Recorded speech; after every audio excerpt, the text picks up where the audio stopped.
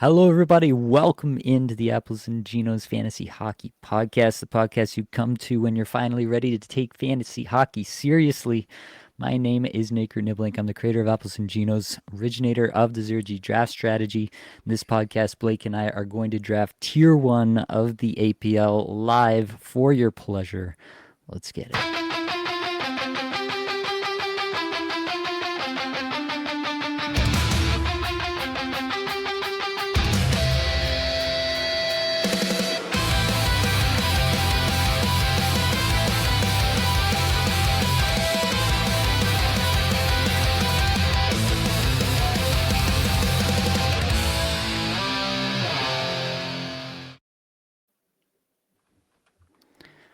And we're back.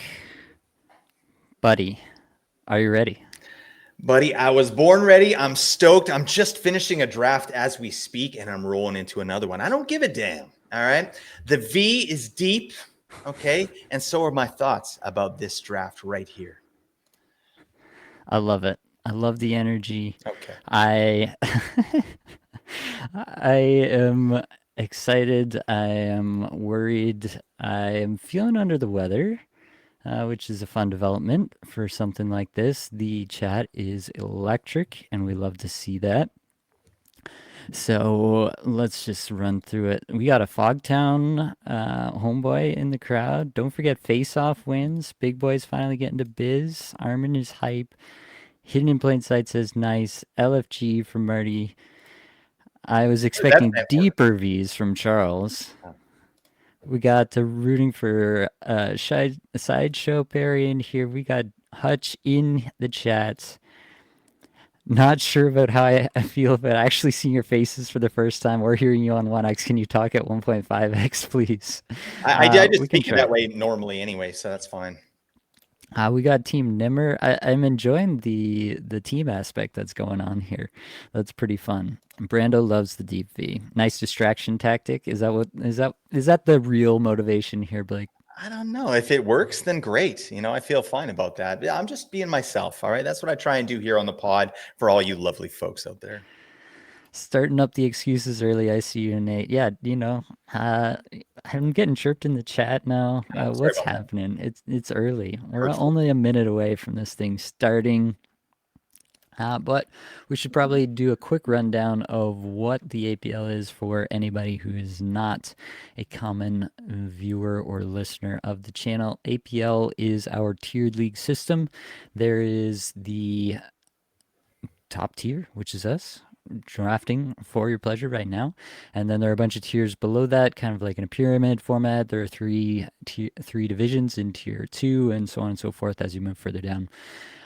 This draft here, we've got myself, we've got Ryan Top Cheddar, we've got Nolan M, we've got Blake with the Creams and Dreams team, we've got Nimmer, we got Seabass drafting at 3:30 a.m. in Sweden right now. We got Reese's Pieces, also from the Experts Keeper League. We got Fogtown, we got Sideshow, we got Hutch, we got 18 Scares, and we got Poppy, also from Cupful Tier 1.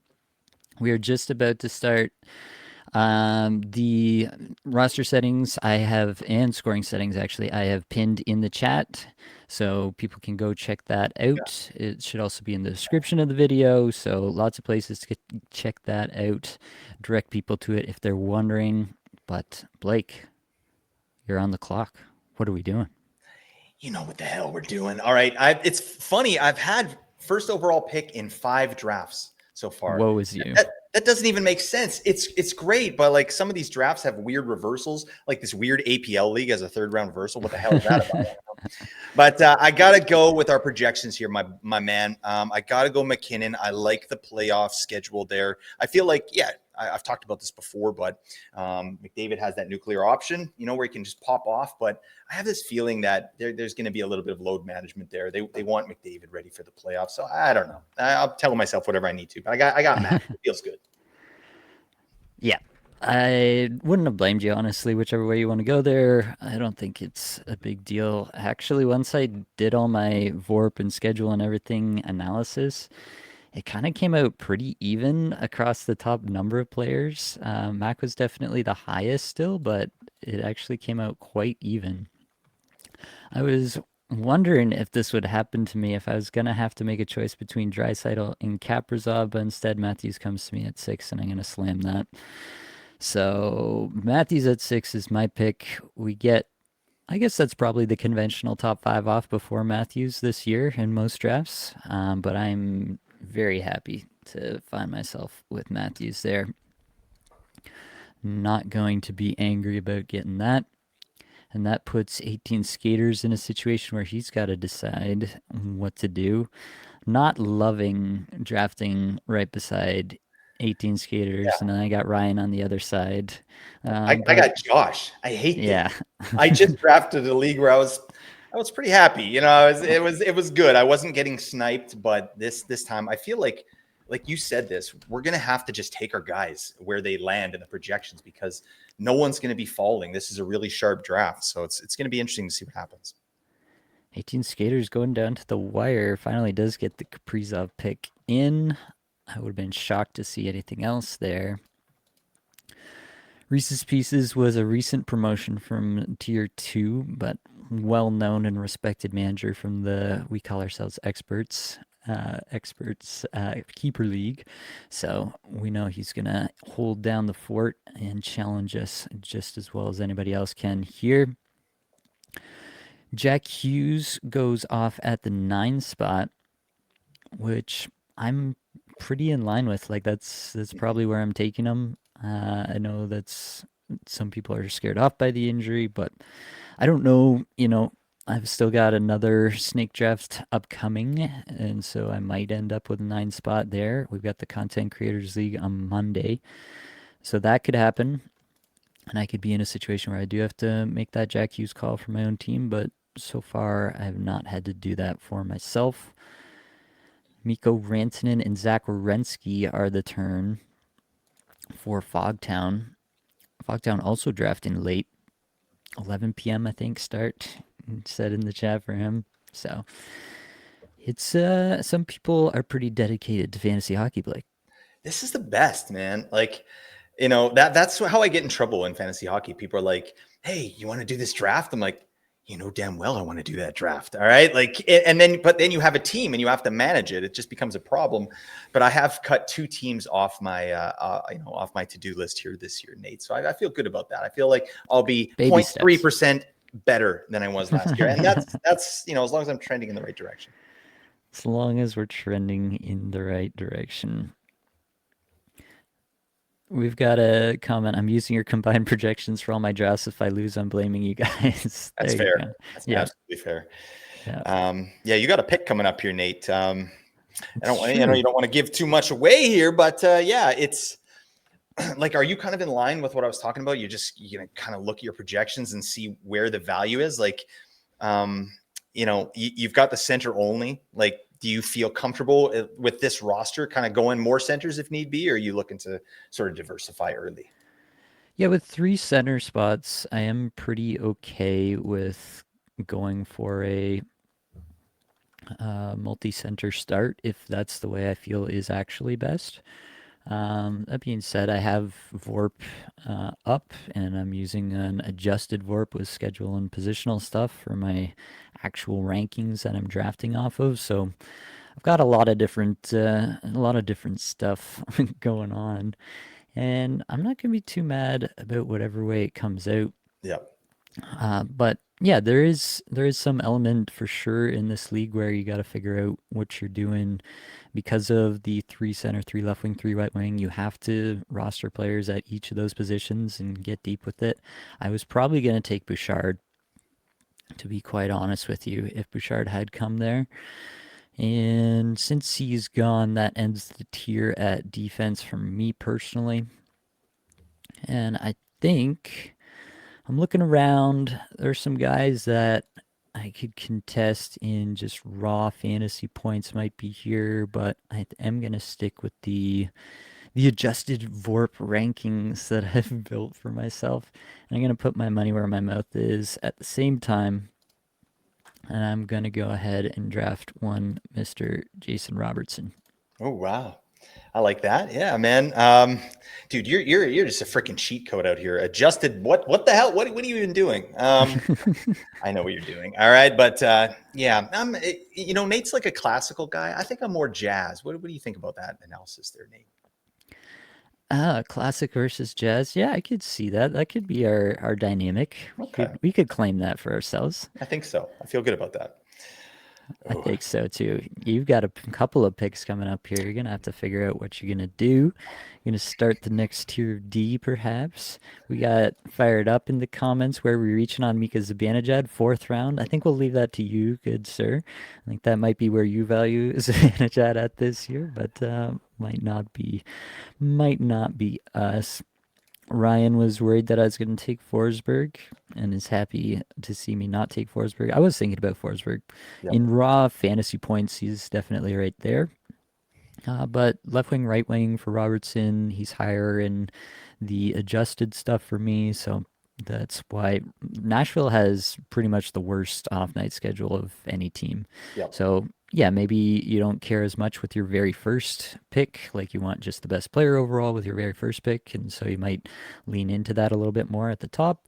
But also, I really do feel, I've said this in multiple times, that the second round is just like a really big flat tier in a lot of respects. And in that case, I do feel pretty comfortable getting a dual eligible guy, getting a guy I've been vocally very high on all off season, and getting a guy who actually does show out really highly in my sheet as currently constructed. The sheets never lie, Blake. This is what I'm telling myself I feel good as you about draft a certain Sam Reinhardt with your first pick here and add. Oh yeah, it goes back around to 301. I was wondering what happened there. I forgot my own system that I've constructed for this league. We went back to the 301, and Clayton Keller goes at the 301 to Fogtown. I like that. Reinhardt, he doesn't feel like the most exciting pick, especially with Barkov and Tkachuk out, but it's safe. I feel like it's safe. I like the dual eligibility there. I mean, you're getting the good power play numbers, but I don't know. Talk to me actually, because I am interested about your Jason Robertson there at 2.7, because that's probably a little bit higher than maybe people are thinking. And just maybe talk us through your thought process there. Yeah, I think it's a little bit like he does show out pretty well in this format. So the goal scoring, the shot volume that I have him projected for, good power play points, that all shows out pretty well for me. Then he gets a boost for the positionality, the left wing, right wing in my adjusted VORP here. He obviously gets the best version of VORP because he has both winger eligibilities, so he gets that value of replacement boost. And then, like I said, I really do feel like this whole second round, like I don't view him much differently than anywhere basically this Rantanen all the way through to where we're at Boldy here at the 3-2. Like this is all roughly the same caliber of player to me, at least fantasy points wise, Yep. in the projections. And so I'm just kind of trusting the spreadsheet doing its work here that, get the dual eligibility. That's what's elevating him here. Get the guy who shows out pretty well in the format in my projections. And I'm just going to trust it. So that's the way it's working for me. Sam Reinhart, we've got some questions. Barkov is out. They're wondering if you know this, Blake. Do you know that Alexander Barkov is out and you still took Sam Reinhart? What? What? God, stop the draft. Oh my God. He's the Sex Panther, all right? It doesn't matter. Okay, it doesn't matter. He's going to play 25 minutes a night. I don't even give a damn. But yeah, it's not a sexy pick. I definitely understand that, but I'm just trying to be safe here in a group of kind of killers here. I want to make sure that, yeah, I just have a really solid floor, and I feel like there's some potential later on for some ceiling plays. So I'm going floor early. I don't mind it. I think that Reinhardt is fully capable of driving his own offense. Yeah, you're gonna get a bit of a hit. You're gonna take a bit of a hit when a player of Barkov's caliber goes out. There's no two ways about that. Mitch Marner going this late is pretty crazy. You won't see that in a lot of leagues, but that's honestly where I have him. Like I don't think that that's really at all far off. Mm-hmm. And I've got a couple of targets here that I'm pretty okay with. So I'm not too displeased about how this is shaking out. I think that either way this goes, Seth Jarvis, interesting. That multi-eligibility doing work there. Center, left wing, right wing for Seth Jarvis this year. For myself, it is going to be, now I got to make a decision because that was not one of the two that I was deciding between.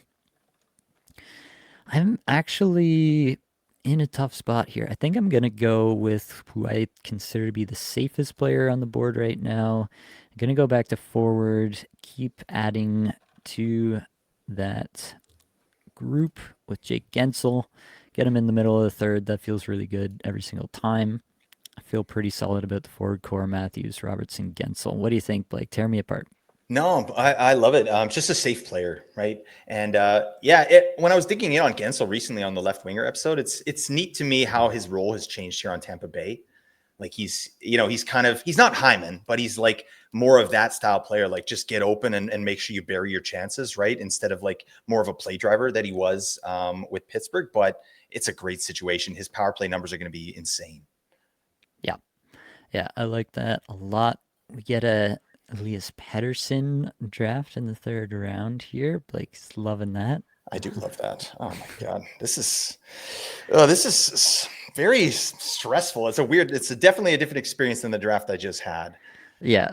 Yeah, it's definitely different than the experience I had in the Bangers Cats draft the other night, which I got like roundly booed for I saw in the that. comments. That was a pretty fun time in the comments. Apparently, I shouldn't disagree with other people's picks that they're making. I don't know. I You're should just, agree. yeah, you're so smug, Nate. You're just so Yeah. so insufferable. I mean, damn it, you know. But yeah, I liked your draft a lot. That was a fun draft to watch. Just yeah, it's a different style of format that we're usually used to. So Yeah. I'll let you make your picks you know, here. You got that's Victor exactly what I Hedman. was looking for, Yeah. Yossi or Hedman. So Yeah. now I'm on tilt, which is not great. But I was thinking about taking Hedman. It was between Hedman and Gensel for me at the 3-6 there. So I don't, I guess it was actually the 3-7. For some reason, Yahoo doesn't actually update the numbers on the screen. So this is looking like the 3-1 for Blake, and then it's going to go to the 4-12. But for whatever reason. Do you have a decision, Blake, or are we still I'm deep in the between two trenches? players, and Well, yeah, you got two picks here. but I don't want to go these two players. Okay. I You see. know what? I'm gonna again just kind of play it smart. Just chip away here. You know, that's I feel good about this. This next pick, not my favorite pick in the world, but I feel like I don't want to get left out in the cold here. I need a defenseman, so I'm gonna go Adam Fox. I think that's early, but at pick one, especially with this group here, I'm going to have to reach to get some players. And yeah, I like the Rangers' schedule. Obviously this year, I think they're primed for a big bounce back. So yeah, Natchez and Fox, roast me, Nate. Give it to me, Neil. Oh man, we had to fit in the reference at least once. I don't mind that start. Like, yeah, maybe this is on the higher side of where you'll see him go.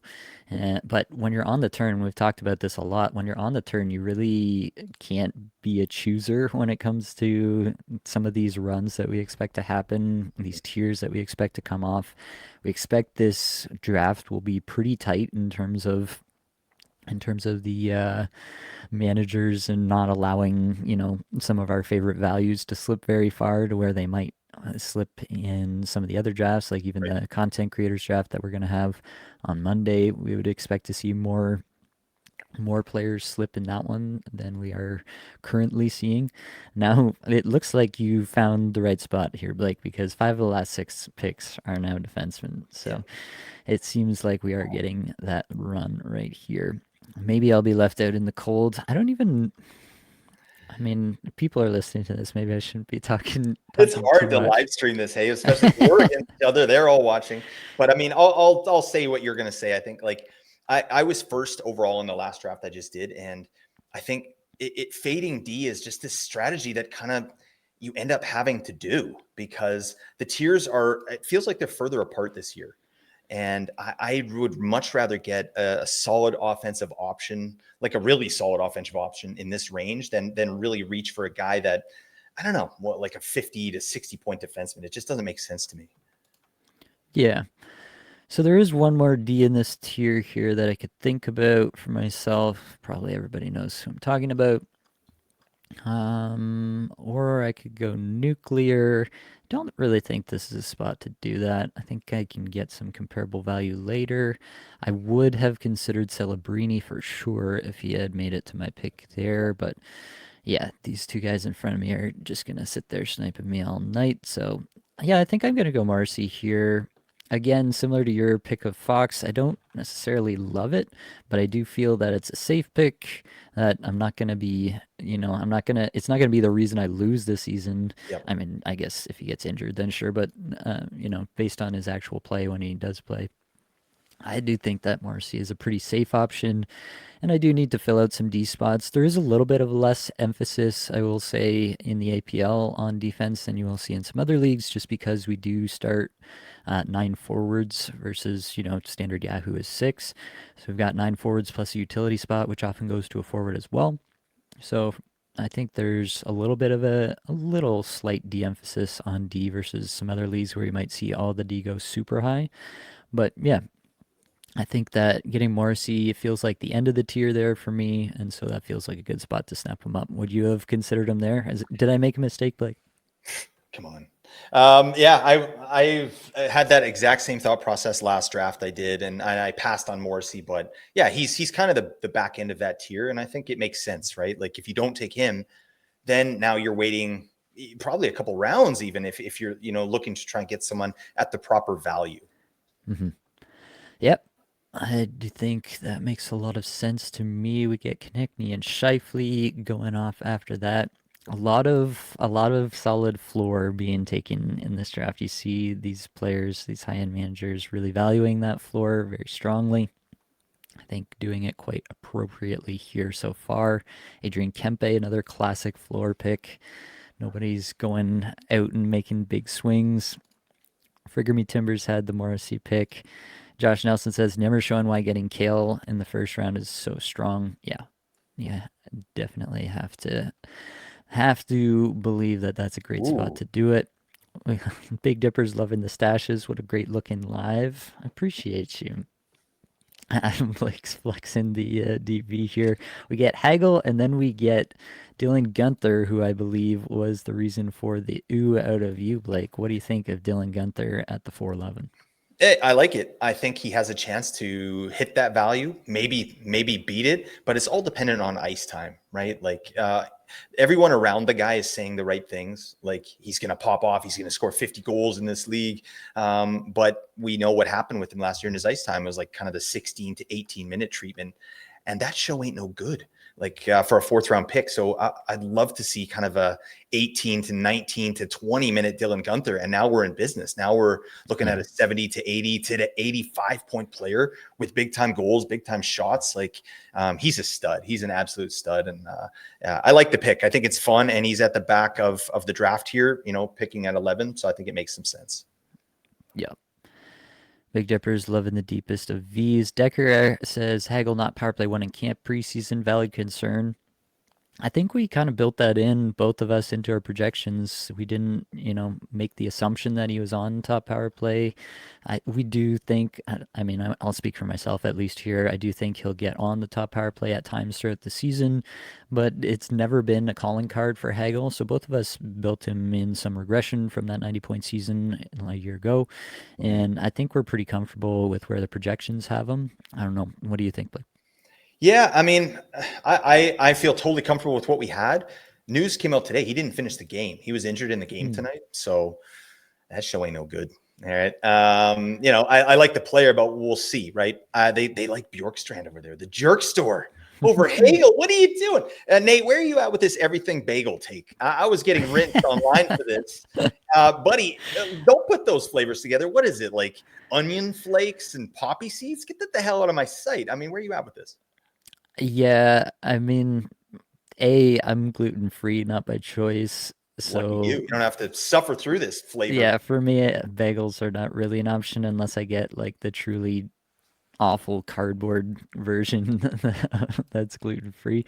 So I don't experience this much Okay. the either way. But back in the day, I did enjoy a good everything bagel. I wouldn't say it was like my favorite, but it was definitely an acceptable version.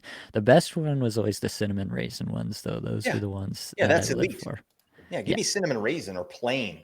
Everything. I don't know. I'm the oddball here. I know I am. That's fine. All right. Get Ehlers, Bedard, Aho. Aho and Ehlers were definitely on the board for me Mhm. coming into this pick here. Now we're getting into the range where it really does start to feel for me like the value has left the board and you're just kind of taking good players, not great players to a large extent. Mhm. Yeah, once you hit the Brinket tier, like that's a little bit of Yeah, where that it's only starts round to. 5. I mean, geez. Yeah, I don't know. I think I might do something outlandish here. Oh my. I mean, there's still a lot of options that I like. It's just what actually fits with this squad. I don't know that I need to do this, Do it. but I think I am. I think it's just again, I'm still very focused on floor through the 5 rounds here. I'm going Nico Hischier. Um, he just absolutely shows out in all the stuff. I'm super, super high on the player. I have him projected for 82 points this year, over 200 shots. Staple on what should be yet again basically the best power play in the NHL. Hmm. So I think he's just again super safe. And I'm not really feeling the defense jumping into that next tier just yet. Lane Hudson goes off after, along with Tim Stützle. I took a glance at Stützle, but um, I think he has to have like a big time 90-point season again. And I've talked about this before, but I just really don't know if I see that under Travis Green. I just don't think Ottawa's interested in setting personal scoring records for their players Yep. this year. I think they're really focused on doing a lot of what they did last year that made them successful for the first time in a number of years. And they have a good group of players. They should be able to get back to the playoffs, but I think they've realized what they need to do is play good defense and let the rest come from there. And so I don't really expect Ottawa to have some sort of bounce back offensively for some of these guys who were, a little bit down last year. I do think Brady Tkachuk has a bounce back in him, but I mean, not a big bounce back, right? Like, um, yeah, I think there's some meat on the bone there. Dear God. What are we doing, Blake? You got options here for sure. We're definitely into the mushy middle of D, as I've referred to it multiple times this year. Then this is another range where I think for me, like I would put Heischer in this Aho Ehlers kind of Mhm. tier for me personally. And then after that, it really does feel for me like it falls off. And then there is probably a group of close to 20 guys who all start to feel the same for me yet again. Um, we've got we've got a lot of good comments. Ryan wants you to go Hero G. I Hero really thought G. it was What Heli an absolute, time. yeah. Yeah. He's sure Helly time. huge. Somebody's going to do it. Who? Like, where is Hellbutt going to go in this draft? That's an interesting question. That is Um, a very interesting question in this particular draft. Nick Suzuki is the first pick that Blake puts up on the board. mhm. Um, that's a choice, and we'll see what he does with the next one as I chirp him while he's making another pick live. Agent Orange has a suggestion. Bed Speller has a suggestion. That's a pretty great username, I must admit. I'm a big fan of that. Kevin Fiala is a great pick. That's how we're getting to biz. Again, Suzuki's a floor play. Obviously, that team I think should be a lot better offensively, potentially, but yeah, it's a floor play there. Yeah, I don't mind that pick whatsoever. Definitely in the range here. Definitely towards the top of my rankings here at this point in Oh, time. Matthew Barzal is the next pick. Ripping Blake's heart out. He thought he could get him all the way back around. he You can't leave anybody. I mean, oh God, Josh. I remember Josh kind of he made fun of me last year about the microstats. Now who's laughing, Josh? All right, buddy. What are you talking about? You're getting Barzal at value 6'11". You're loving life, or 6'2". I'm into it. I'm into it. Yeah, 6'2". Yeah, that is kind of weird. Yahoo doesn't update the numbers. It just kind of shows you the direction you're headed. Even the directions are wrong though. We're headed the other direction. Yeah, it's It very just confusing. yeah.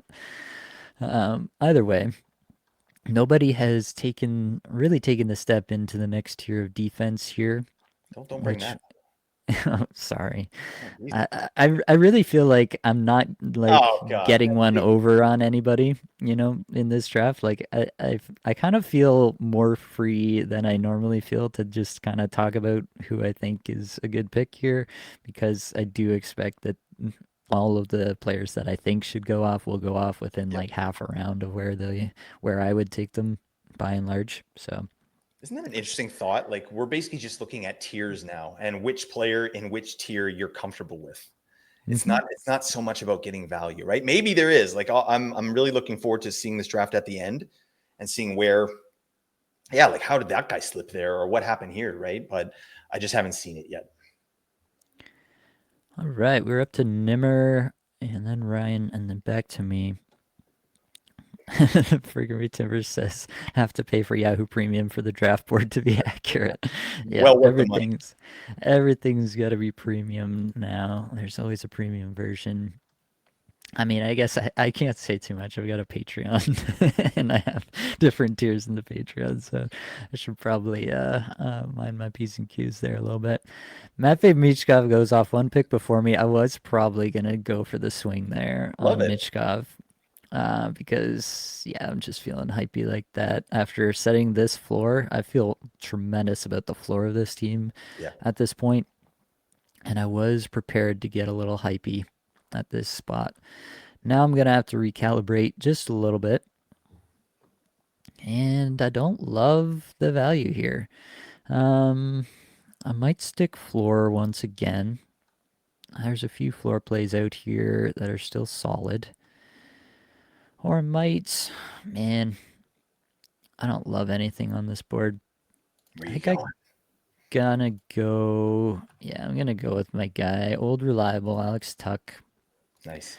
This may be a tiny bit of a reach here, not by my sheet, but just by maybe you think you can get him in the seventh and you don't have to pull him up to the sixth. But I don't think he's coming back to me in this situation by any stretch, because basically it looks like everybody's drafting off my projections here when I'm watching my sheet just go down, all the X's that I'm having to put through everybody's.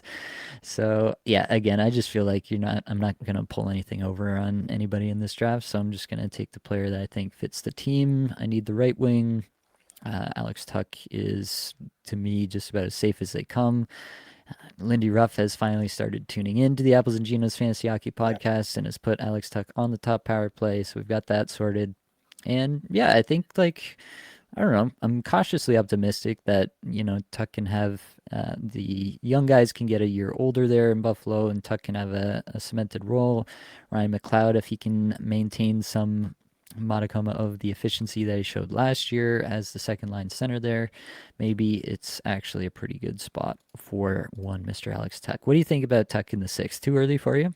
It would have been too early for me, but it makes absolute sense. I mean, the guy covers so many categories, and it's the blocks, right? Like blocks are Yeah. decently weighted here in this format. So you said it's a floor play, and it is a floor play with a little bit, right? He's not the biggest power play performer, but that doesn't mean he won't be next season. Maybe he's a bigger part of the power play, right? Like Yeah. he has some headroom there. If they decide to go a different way, they have different personnel there. So can he get some more points on the power play? Like, yeah, we could be looking at 70 to 80 point Alex Tuch. Like that's not out of the realm of possibilities. Absolutely agree. After my Tuch pick, it goes Rob Thomas, Cole Caulfield, Kirill Marchenko.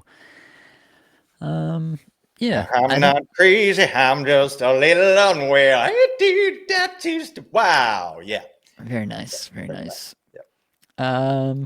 I can't pick holes, pick holes. Yeah. I can't Don't do poke either. holes. Yeah, don't do anything with holes. Can't do anything Some wrong things. with. I mean, yeah. Come on. Can't do anything, say anything bad You about lost those it. picks at this spot. I did lose it a Yeah. little bit there. I have to admit that was it was a good pull. I'm very interested.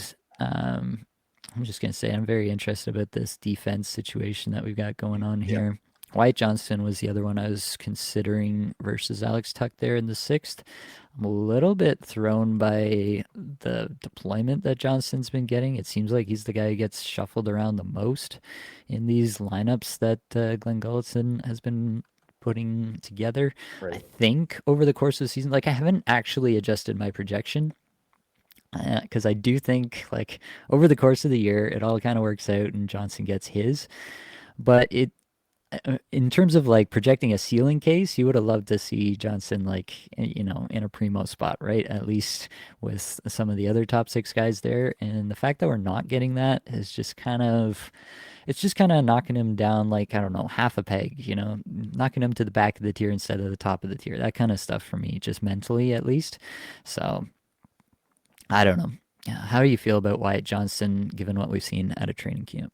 Yeah, he's kind of like Nico Hischier a little bit. Not that Nico Hischier's getting bombed down the lineup, but it's just he's not getting the full like he's the number one guy, right? Hmm. So yeah, I do like the dual eligibility there. I was hoping, against all odds that Wyatt Johnson might make it back around, but that was kind of wishful thinking.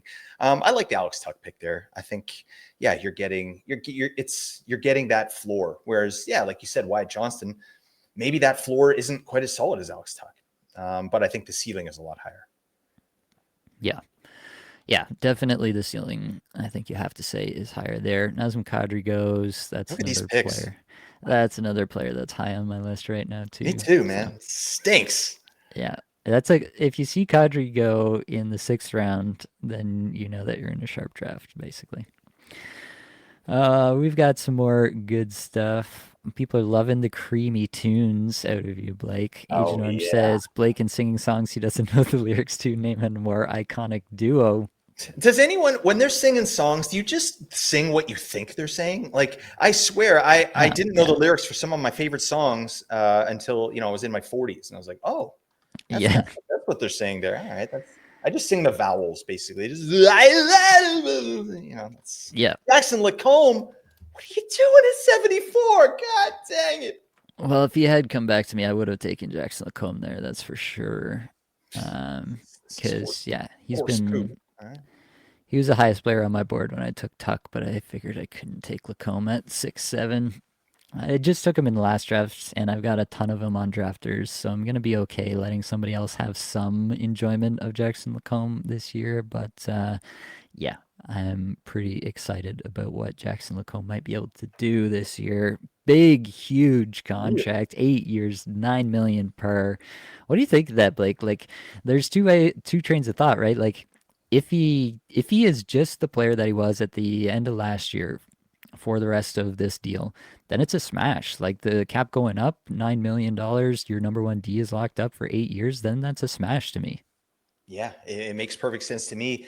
I just remember at the end of last year when I was digging in on all the microstats, and Jackson LaCombe was one of the guys that we identified. We're like, what the hell? Like, I didn't watch a ton of Jackson LaCombe last year. I saw highlights, but then once I started digging in, I was like, yeah, this guy's a special player, and he really broke out. And it makes some sense that this is what teams are doing now. The cap is a little bit weird. The shenanigans there, like you look at a player like Jackson Blake getting that massive contract, Frank Nazar getting the massive contract after just one season. And yeah, now Jackson LaCombe broke out last year and now he's got a massive contract. I think it's going to age really, really well. And that's power play one money. That's going to happen. I think I like Zellweger the other night. He played like 13 minutes, so I think it's Jackson LaCombe to the moon. This guy's going to have an amazing season. Yeah, I'm pretty excited about it. I had what did I have? 53 points, I think, for Jackson LaCombe, and that was yeah, I had 52. Sorry, but that was with 13 power play points. If he's power play one all year, you gotta think that's pretty conservative.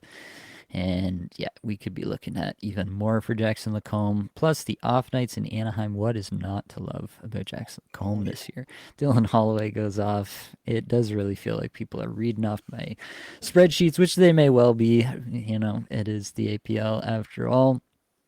I don't honestly know what I'm going to do here. I feel a little bit up in the air as to what might be best for this particular squad.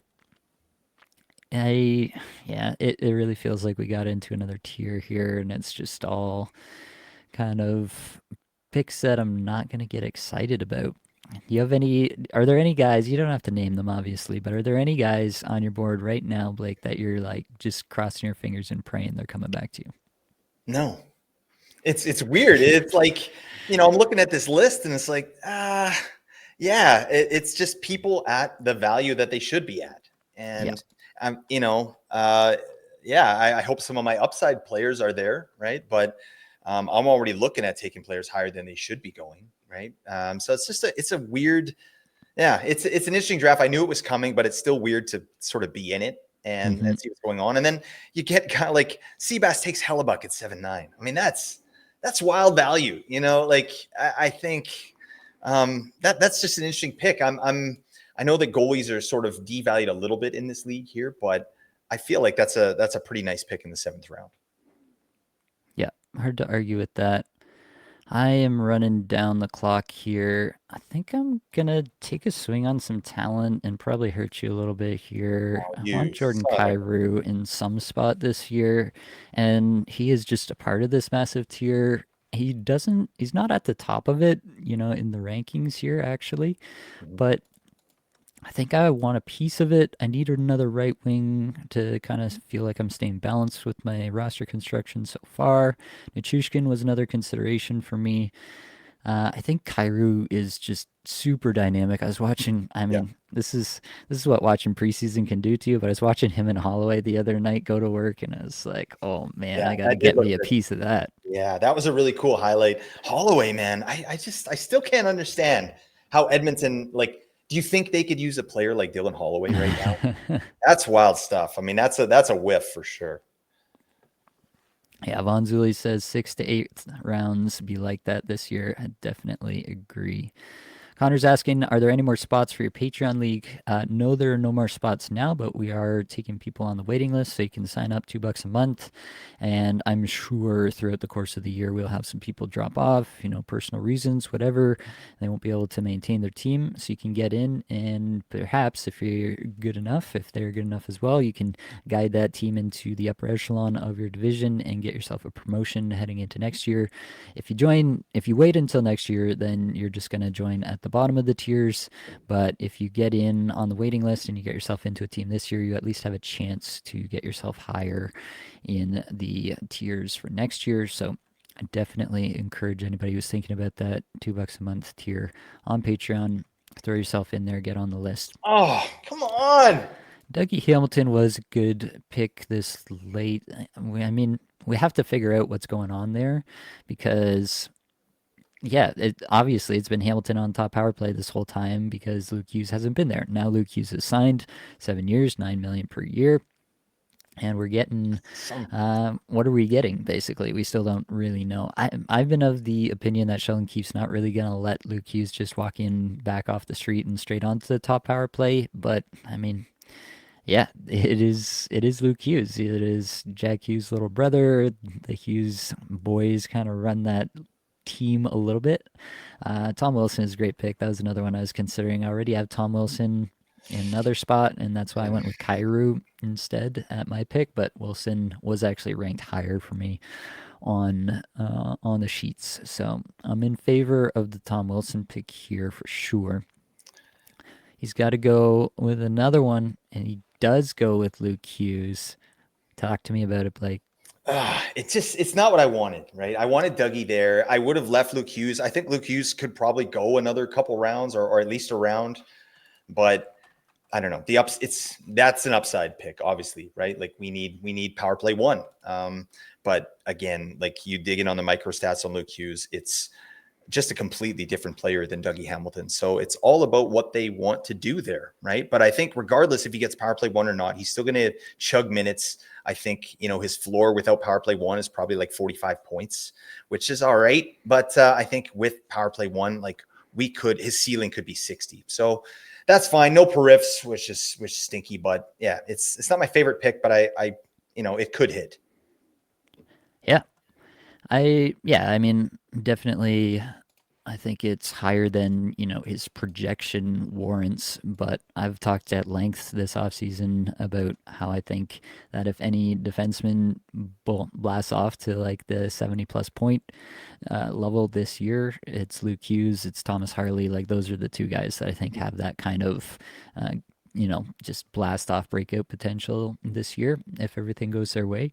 And so, yeah, you're going to have to pay up for that, especially in a sharp draft like this, where that kind of potential is going to be um, well drafted, I guess, is, Yep. is what I can go with. No, you got it. That's good. This is a spot yet again where I don't love anything on the board. There are some players that show up pretty good in the projections, and it just feels early at the end of the day. Oh man, I'm considering so many things. I'm not gonna let myself auto draft Jeremy Swayman here. Don't worry, people. Do it for the Uh, content. Come on, it was great content, Nate. do it for the content. Should I? Please don't. I don't want to see you sad again, Nate. All right. Matthew Tkachuk. Oh my. I I like that. think in a league like this, I think I missed on him in that Bangers Cats league. I just kind of like put him out of my mind because I was thinking like I can't have him on my first two drafts of the year, and I just kind of put him out of my mind and wasn't thinking about it. But him going in the 15th in that draft was like crazy. I shouldn't have let that happen. So in a spot where again I just feel like I'm in the midst of a huge tier of players and everything feels the same and I don't feel like I'm getting an edge. This feels like a way that I could get an edge, at a future date. Yep. It feels like a league in which you might need an edge to actually win it. And so, yeah, I'm obviously giving up an eighth round pick. But again, I feel so good about the floor of this team that I feel like I'm going to be around it. It might not be the best team in the league by the time Tkachuk comes back, but can it be, you know, in the playoff picture? And then he comes back, and now all of a sudden, I've got the best version of this team rocking and rolling. And I'm heading into the fantasy playoffs and actually starting to get some work done. That's the vision. Yeah, I feel like I had to right the wrong from the other draft earlier this week, and in the eighth round, Matthew Tkachuk, even if he only plays the last 30 games of the year, like that's the fantasy playoffs. That's when I need him.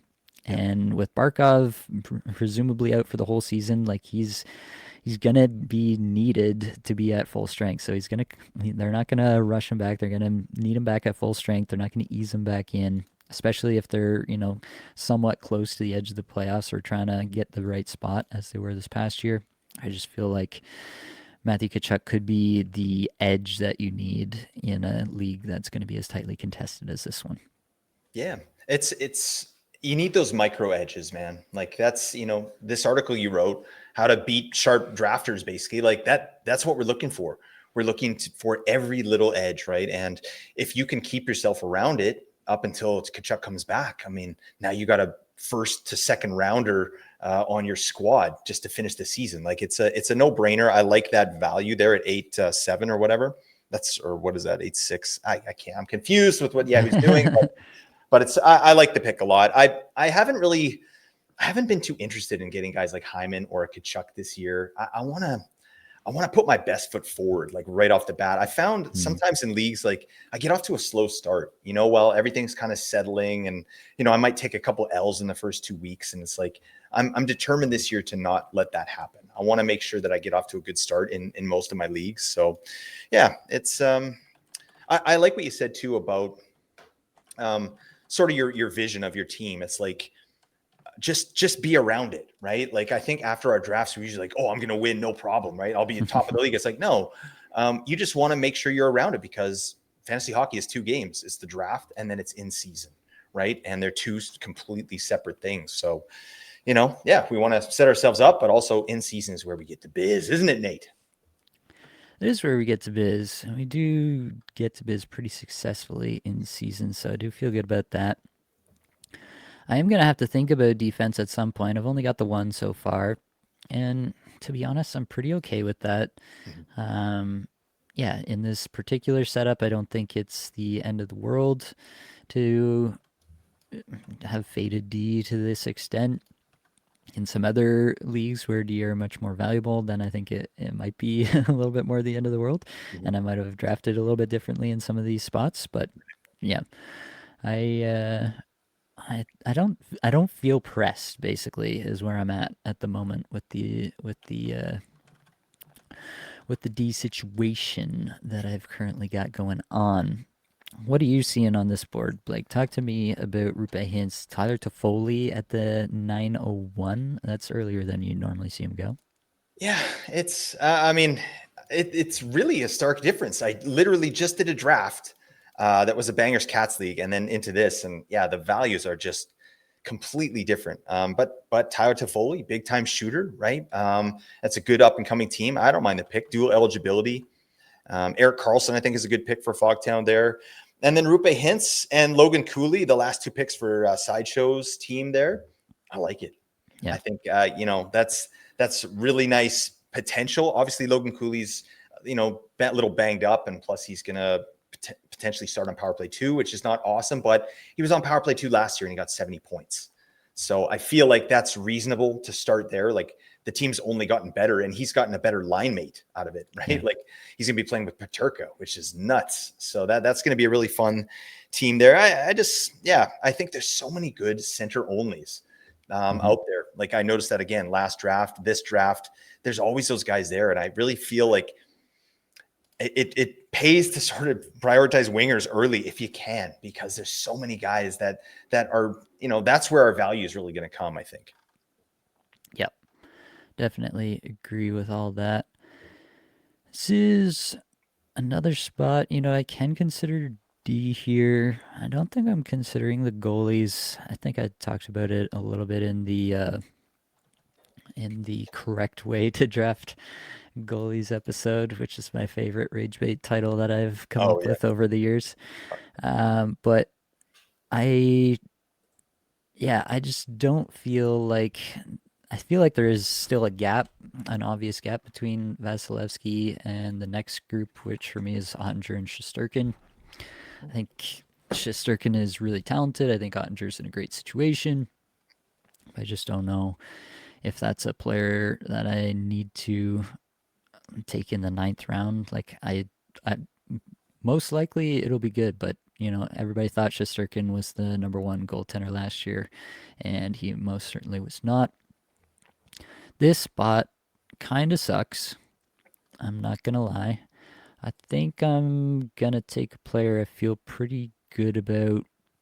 Again, a bit of a floor play, but feel pretty good about if I can actually get there. But Thomas Hertl, I haven't really talked about Thomas Hertl, I feel like, this year, but he was a huge part of that power play last year. He was so effective on that power play. I just feel like there's no way he comes off it. Rickard Rakell is the other player that I was actually looking at there as well. And with the triple eligibility, that's obviously nice. Yep. So that was another consideration.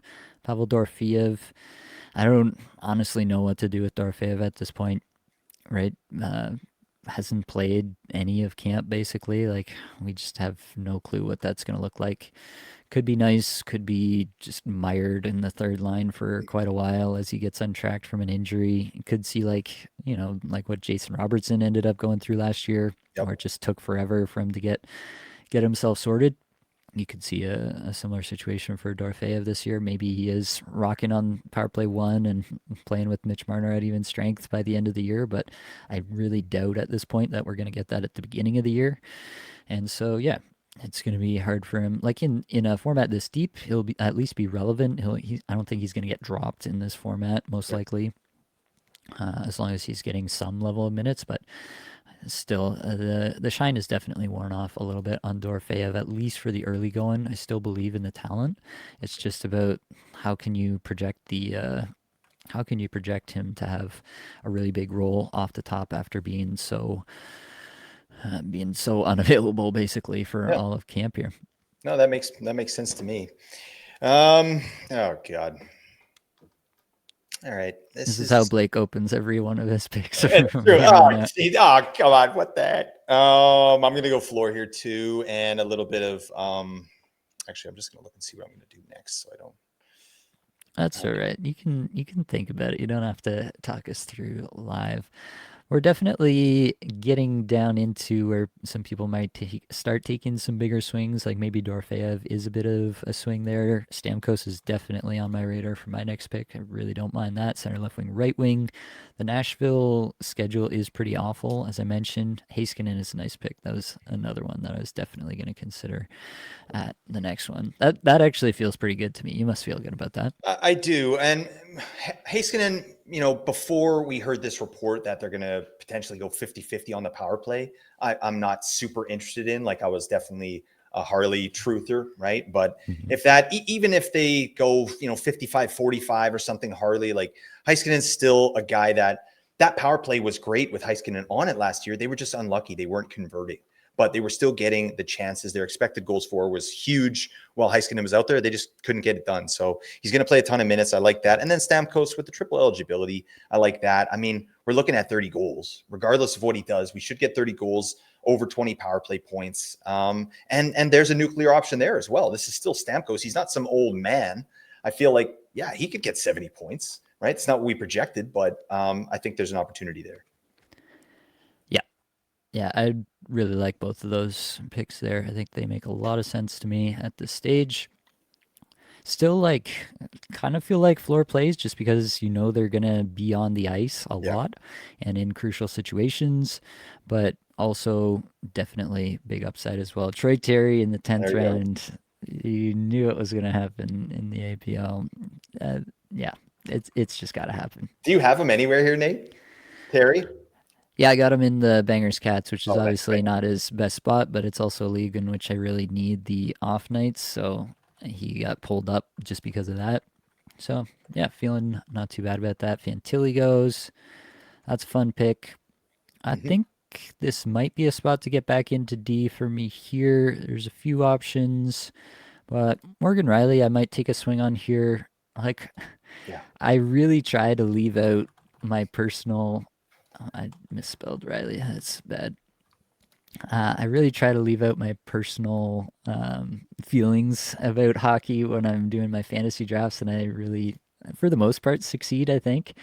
But Morgan Rielly has been my favorite Leaf for a very long time, basically since he was drafted and came into the league, and it was like kind of the guy that we could kind of get excited about before we got into the Matthews-Marner era.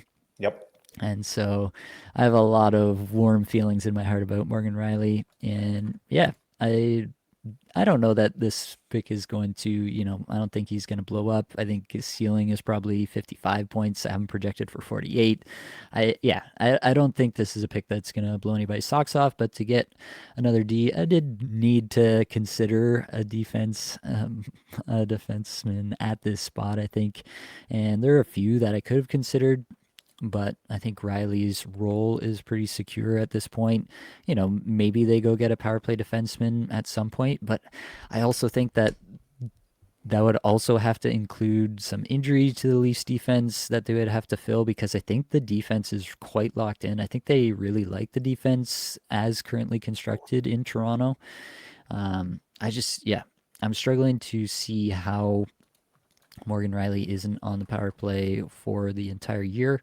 And yeah, he may do poorly at it like he did last year. That's definitely a possibility. But it's a swing that I'm willing to take at this point. We get some hypey picks coming off here now in the 10th. Cutter Gauthier, Ivan Demidov, Quentin Byfield, JJ Peterka. What's your favorite here, Blake? Ooh, might be Demidov, honestly. I don't know. And I like Gauthier. I'm not as big of a Gauthier fan as you, but I just saw him the other night and I watched actually a lot of that game. He's awesome out there, man. This guy's shot is next level, and he just needs the opportunity. But and Demidov as well. Like, is he going to get power play one? Him and Laine, like I saw an interesting post from Jack Hahn on Twitter, is like saying, if I was the coach, this is the power play I would put out, and it had Laine and Demidov on it, and then Bolduc obviously off that, and Cole Caulfield in a different position, right? So I think it's got to happen. Demidov is so exciting. So I think, yeah, in the 10th round, that's a really nice upside pick. Yeah, I mean, we saw a proof positive with Martin St. Louis last year, right? He is fully willing to just elevate the exciting young rookie and let him learn on the job and make mistakes because they believe in the player to create more than create more good things than problems at the end of the day. Yep. So yeah, I think it's an exciting player in an exciting spot. Probably one of the best spots for a young player to come into the league if you really stop to think about it. So hard to be mad at that. It doesn't look like he's on the top power play to start, but you have to imagine that's only a formality if he hits the ceiling that everybody thinks he can hit. We have 120 people watching right now. If you could all just quickly go press the like button on the stream, that'd be greatly appreciated. Dylan Strom goes here. We've got, what is this? 6 goaltenders off the board now in the 11th round. That feels about right. You getting froggy, Nate? Getting froggy for a goalie? I can't honestly say that I I don't think am. that's ever happened, actually. I don't know. Yeah, I don't think so. Not in recent memory, anyway. My queue just continues to be absolutely decimated by these people, and it feels rough. What do you mean, these people? These people out here. Damn fantasy hockey fiends. Yeah. I mean, there's there is some interesting stuff going on out here. Some players I could get behind at the end of the day. Some floor plays, some big swings that you could take. I yeah, we definitely have lots of interesting players still on the board, you have to say, but definitely there's no value. There's no way you're getting that guy pushed around to the next turn. Jake Wallman's a great pick, but I'm gonna take Vince Dunn here and feel pretty good about it. I was considering taking Dunn over Rielly, and I really like Vince Dunn. I think that if he ever got a great situation, like full on power play one on a good team, I think he'd be a 60-point defenseman.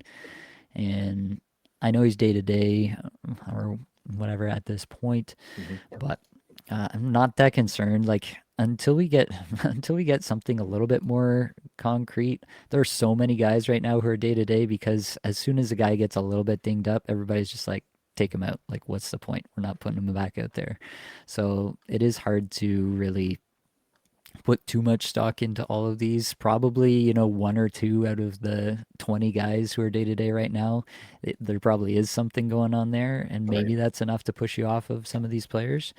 But for me, like, I just want to take the best players, and even if he is a little bit more dinged up and he misses a couple weeks of the season, I think I'll be fine in the long run.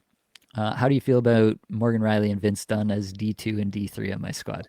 Yeah, I mean, I think we knew that was coming, right? Like you knew you were going to have to take kind of a lower end defenseman, but they're good. They're just good floor plays, right? And I like Rielly's position there. And Dunn, I think as long as he's healthy, he's going to be power play one. So yeah, you're looking at 250-point defensemen maybe that you got at pretty nice value in a draft like this. So I'm here for it.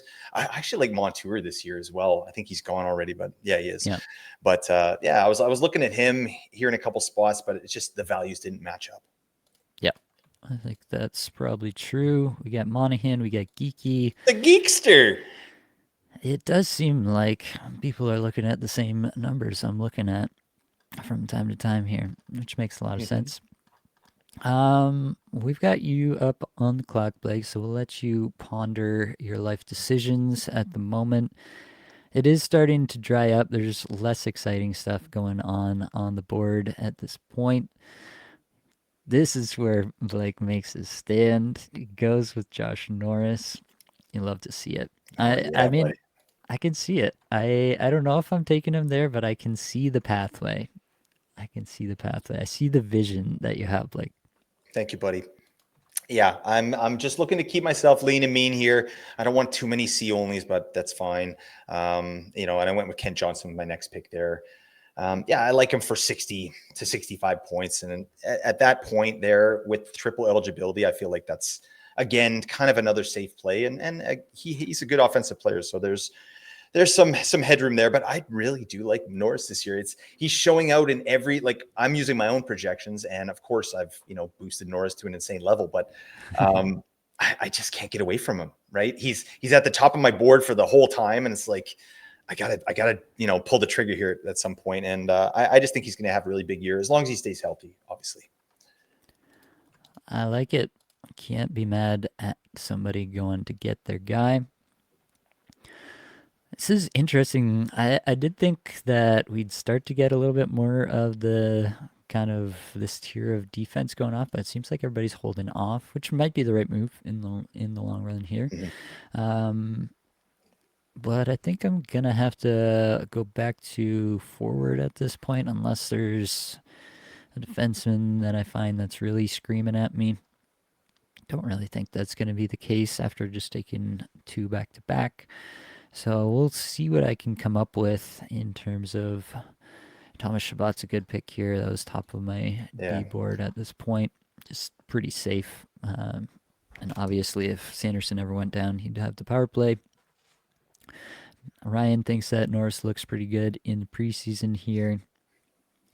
And I have to agree. It has looked like it's working. The vision is coming to fruition. Lindy Ruff, the absolute mastermind. Yeah, exactly. He knows where his bacon is cooked. All right, and it's right here at the Apples Ginos Fantasy Hockey Podcast. He's listening to us exclusively before games and stuff. It's really good stuff. We don't get we just get the glory. We don't get any money for it, but that's fine. It's nice to be a part of that, isn't it, Nate? It is nice to be a part of something like that. I really can't besmirch that kind of usage. I mean, I want to get hypey here. That's what I want to do. Should I get hypey is the bigger question. I think I'm gonna do it. I think I'm just gonna go get myself a little bit of Will Smith right now before anybody takes him away from me. I feel good about it. Very nice. What do you think, Blake? Like, he's definitely above where my sheets say you should take him. I am reaching to take Will Smith there, but what do you think of the player? I know we talked about him on the sleepers, but how early would you have drafted him in this draft here? Where would he have come up for you, do you think? I mean, we're in sleeper territory, man. So I think this tier of players becomes so much bigger, right? Like we talked about our sleeper episode, like it's ADP 120 and after. So yeah, I mean, this makes some sense to me. I don't see anyone on the board that's like, hey, what the hell are you doing, man? This is crazy, right? We got a guy that's dual eligible. He's playing on the top power play, and he's playing with a generational player in Macklin Celebrini, and he's no slouch himself, right? Will Smith is a really nice player. So it's just one of those things. You got to go get your guy. And like you said, you want to get hypey. You have a really solid floor team. It makes absolute sense. I wonder what kind of year San Jose is actually going to have record-wise. Do you think they take a step there, or is it still just kind of trash, but they're just having a good time?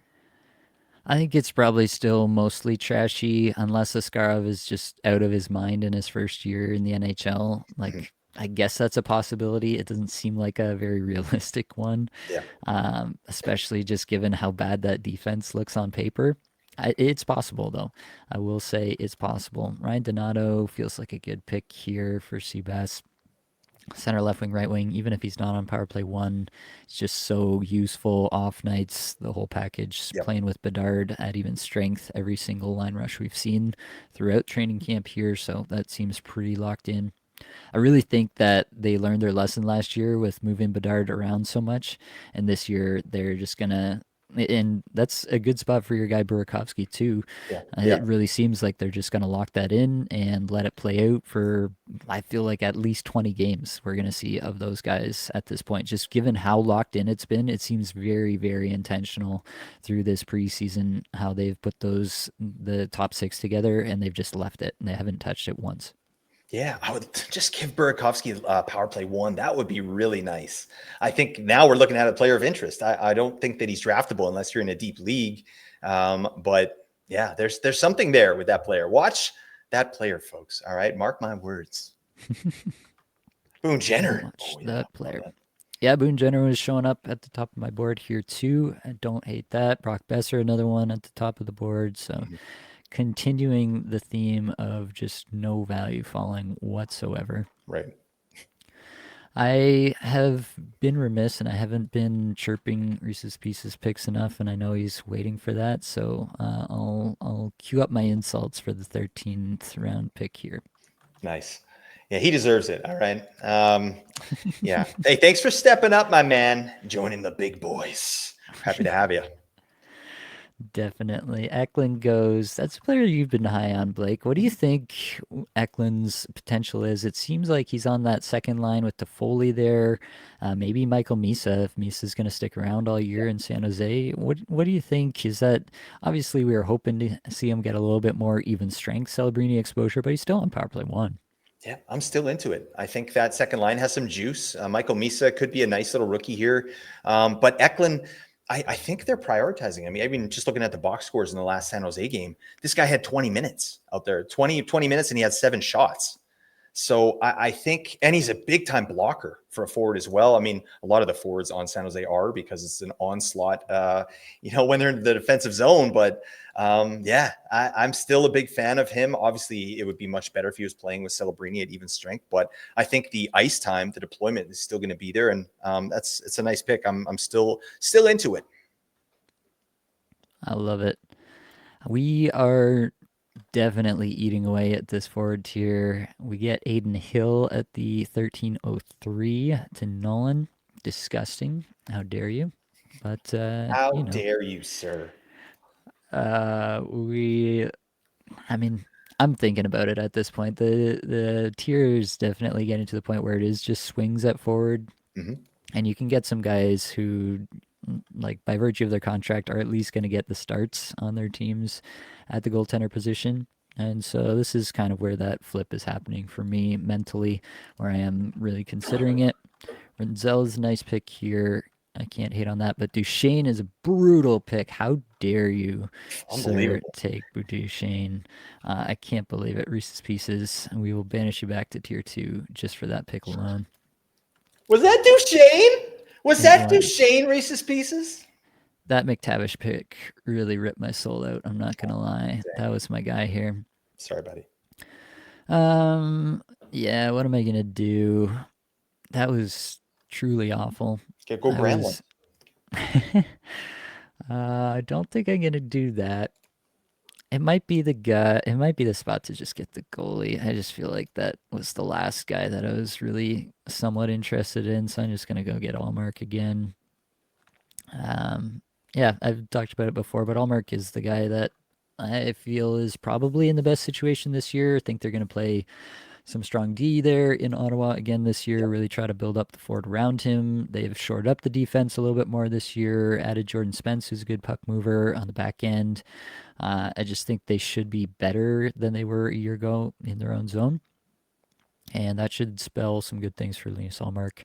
And I think he's probably a pretty talented goaltender from all accounts.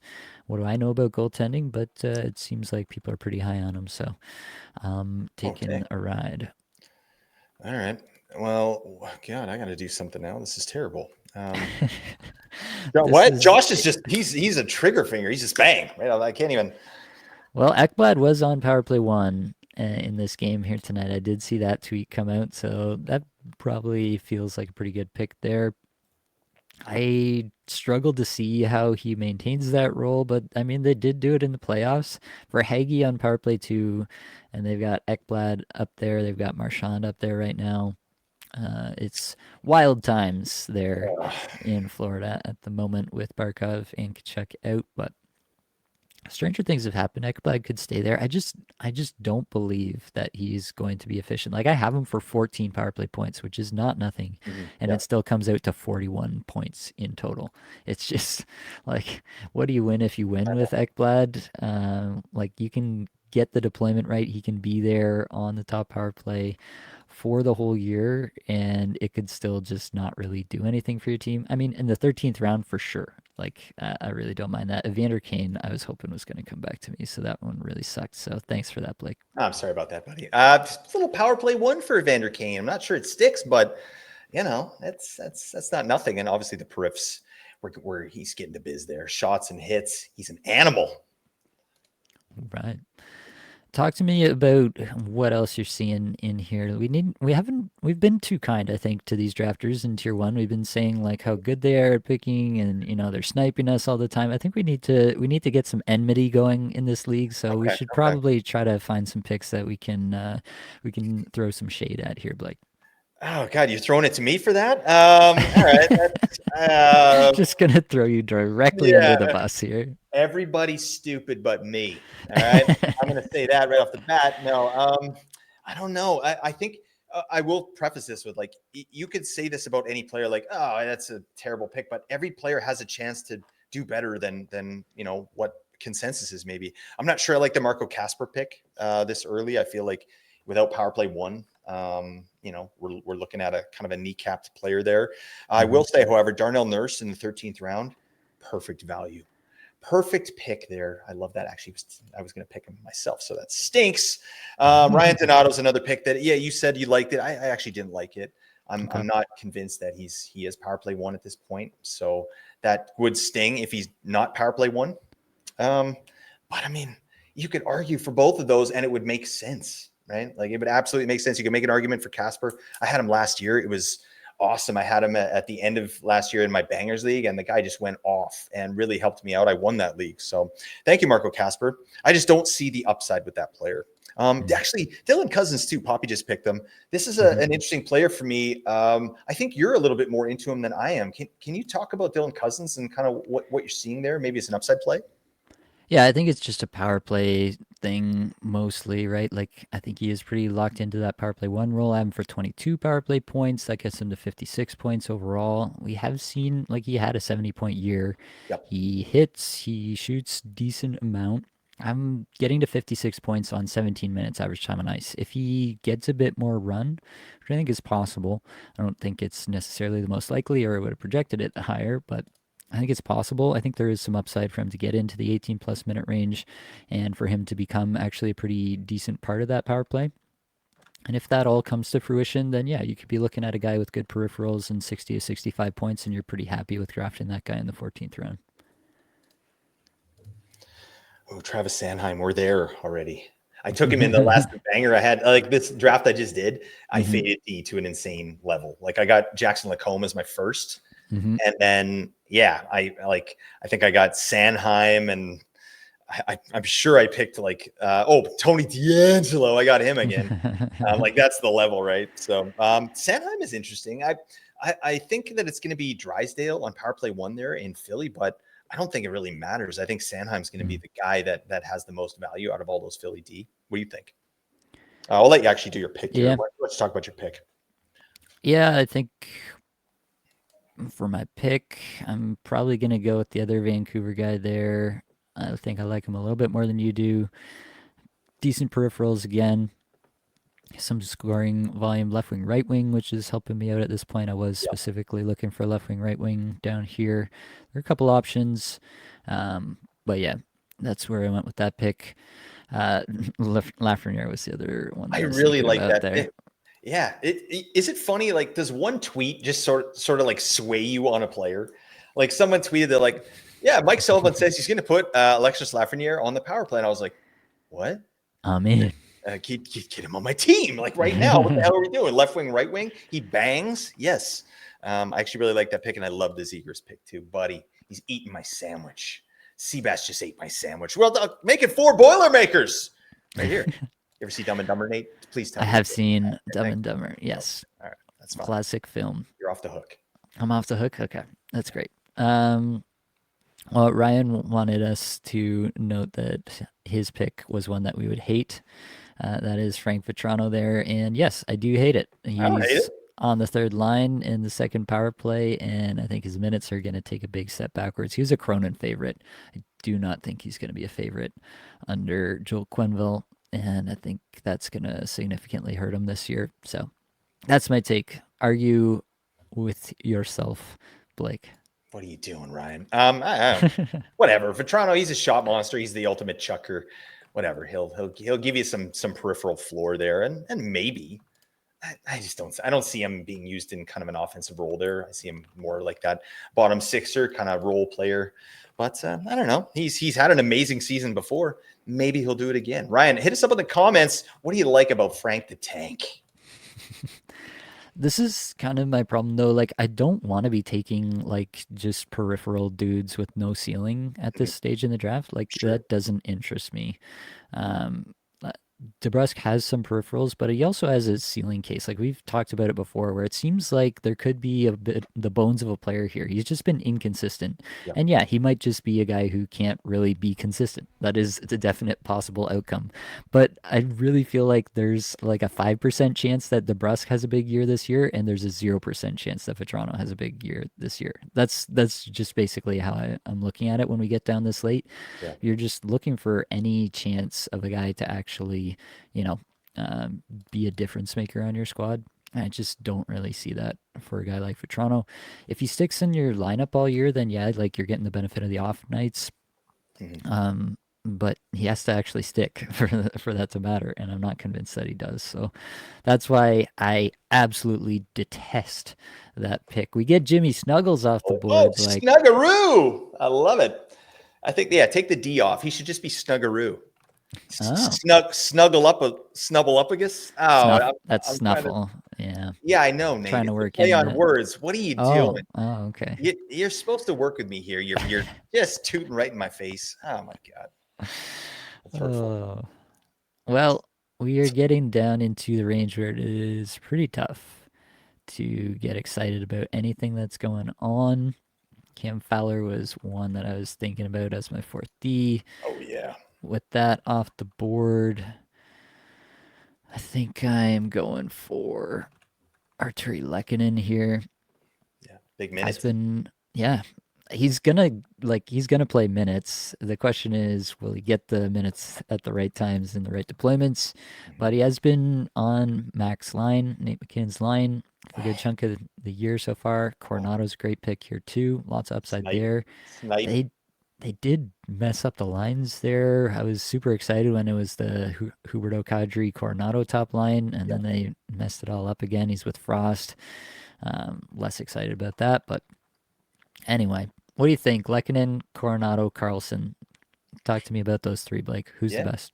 Three great picks. I think Coronado has the highest upside. That's who I was looking at. I was hoping I would get him here.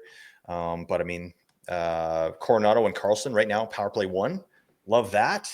Right. And then Lehkonen, like I said, I think that's a guy, he's going to get 20 minutes a night, but he's more of kind of a defensive role. But he's going to get good deployment there in the top six, good shots and chance at power play one. Right. We don't know. They kind of rotate players in there, but I think it's a really good pick. I would have picked them probably already if I didn't have a bunch of Colorado. Like I don't want to go nuts there. That makes some sense. We're getting into it. This is a 20 round draft. Oh, They are God. getting through the 15th here. Lucky wives we have, Nate. I They mean, are damn. so lucky Yeah. to be attached to Just some of unbelievable. Yeah. the greatest fantasy hockey content on the Right. planet. That's what I'm talking about. That's what they came for, and that's why they stay. Totally. They're very impressed by this. Very. Okay. I'm going to go here. Boom. That was immediate. Yeah. Talk to us. Talk to us. What's the deal with protests? What's the deal with Gostisbehere? I still think, I know Protas is going to regress, and that's the big worry there. But this guy's still a big part of the offense here, I think, even strength at least. And I think he does have some room to even get on power play too. And that's all just icing on the cake. Yeah, I like the dual eligibility. I like Washington's schedule. So there's some intangibles there with Protas. Plus, he's a beast. Like I'm a fan of the way he plays. And I think that his style really fits well with his line. So it's not sexy, but there's just a lot of stuff I like there. And then Gostisbehere, I'm hoping he does lock down power play one there, and we're getting some power play 1D in the 16th round. Like that could be worse, you know. So I feel okay about that. Yeah. Yeah, I don't mind that pick there, especially if you need the defenseman at this point in time. Zane Parekh goes, take that upside swing. And then we get Kopitar, and it's on to me. I don't have a good idea what I want to do here, which doesn't feel good at this stage in the draft. There are still plenty of names that like are usable, Yeah. I Yeah. can say. I just don't feel excited about any of them. I wonder, I don't think I have to do that this early. Maybe I do. I think I'm just going to do the thing. I'm going to take Tony DeAngelo, get my fourth defenseman. You got to pop the collar, Nate. Hey, it's Tony. What's going on? Yeah, pop that. All right, sweet. Sweet. Yeah, worst head of hair I've ever seen, but amazing, amazing collar. Beautiful jawline. Yeah, let's get to biz with Tony D. Tremendous. That will probably wrap it up for a D for me in this league. I mean, there might be another guy that I want to take a swing on, but most likely that's it. I think just the 4D, and if I have to go get one again at some point, then I will. But Yeah. by and large, I think that's probably going to wrap it up for me there. There's still some forwards out here that have some upside. But definitely guys that you're gonna have to you're gonna have to create the vision for yourself. Yeah. I think at this point as to how they are gonna contribute to your lineup week in and week out. And so yeah, there is an element to thinking about what the bottom of your lineup picks should be and what they actually represent for your team and how attached are you to those players in the long term. So Top Cheddar Fantasy. I have Toronto projected for a whopping 47 points with the Perifs. That gets him at rank 106 for me. Give me those off night points here and there. Sure. Yeah. If you got him for 47 points, then yeah, you got to take him there for sure. But that's where we differ for sure. Big Dipper, I can feel the collective eye roll of all of our wives right now. Yeah. This is where they come to roll their eyes at us. That is for sure. I always remember that show. I don't know if it was, I think it's Knocked Up. Did you ever see Knocked Up, Nate? Yes, I did. You remember when the lady, I think her name is Leslie Mann, she thought that Paul Rudd, her husband, was cheating on her. So she like stalked a house and she breaks in the door and he's doing a fantasy baseball draft. And the only thing he says, she's like, "What the hell is this?" And he's like, "We got Matsui." Like, excited he got Matsui. I haven't related to anything as hard as that in a long time. Like, yeah. Got Matsui. Oh, that's good. That's good fun. Good, clean fun. All right. Josh Nelson, I like Spider-Man. Okay, he is good. I don't know. Like, does Spider-Man have super strength? Why don't I know this? Like, I know he's obviously agile. Yeah. Does he have like super strength as well, or is it just? Yeah, I don't know if it's like insanely super strength. It's not like Superman level of super strength, but he's definitely well above average in the strength department. Okay, he's kind of like me or you, right? Like, yeah, I mean, probably a little bit more than you, a little bit less than me, but in the range. That's hurtful. That is very hurtful. Actually, when Nate and I met in person, I gave him a hug. This guy's chiseled, folks. I mean, you can't see it because he's wearing a sweater, but he's got washboard abs. It's unbelievable. His arms, I couldn't put my hands around him. It was crazy. So I don't know. What's your regimen there, Nate? Are you what are you doing? Like steroids? Yeah, that's the only way in 2025. Yeah, just Pilates, roids all day. Yeah, the odd Pilates class. I understand. That's the way to go. Okay. Oh, we can't spread lies like this. Right. I have a healthy metabolism, and I've been yoked. like 150 pounds for the last 10 years, I think. So I am not what they would call yoked in any sense of the word. That's for damn sure. Oh man, what am I gonna do here, Blake? We're getting into it. Fun. Yeah, I was gonna take LaFerriere just for the Los Angeles stuff and just get ahead of that. But now that he's gone, like I'm not gonna just go down and get Trevor Moore here just cause. I don't think. I think there are still some players that have some value. Yep. That I could find a way into getting interested in at this point still. I just don't know which of them. Like it really does feel like just taking a swing at this point. Right. We have a good idea of what what the situations are for these players, but it still feels like just taking a swing. That's true. At this point in time, though, I do think it might behoove me. I knew you were going to say that. He did. What was that besmirch earlier? You have to give me the Yeah. definition when you finish your pick. I think I will just go for the goalie. I think New Jersey's good. I think Markstrom wins some games. Maybe he stays in my team the whole year, but at this stage of the draft, I really don't care. So I'll take him in the 17th round. This is probably the most goalie fade that I've ever seen. Bobrovsky in the 16th. That's pretty extreme. Kemper in the That's 16th. intense. That's pretty wild. So, yeah, I'm pretty okay with Markstrom at 17. Dostal goes right after that.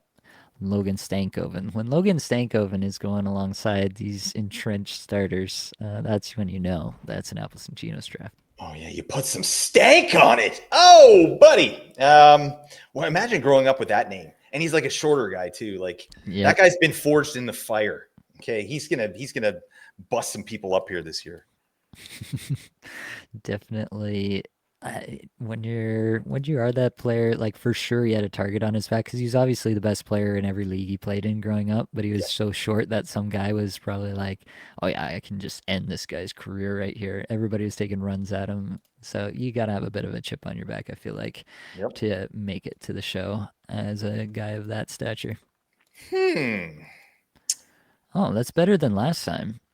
I think we're improving. Over the course of this draft, Blake has gone from abject despair to Oh, damn. Yeah, you know what? Because I thought a player that I wanted was available and he isn't. Now I'm on tilt. All right. Okay. I'm Now like we're this. back in the dumpster. Oh Okay. God. Yeah, well, I am in the dumpster. Oh, you know what I'm gonna do? I know what I'm okay, here we are. This is terrible analysis, folks, but all right, let me get some of this. Okay. I feel fine there. Okay. Goes with Thatcher Demko, gets the goaltender. I don't mind that. Pairs him with Ilya Sorokin from the 13th earlier. So Y'all. nice little goaltender tandem. I think so. And adds Patrick Laine. Ugh. Gross. Oh, I'm disgusting. Sorry. I did that. He's gonna score some goals, Nate. Watch, okay.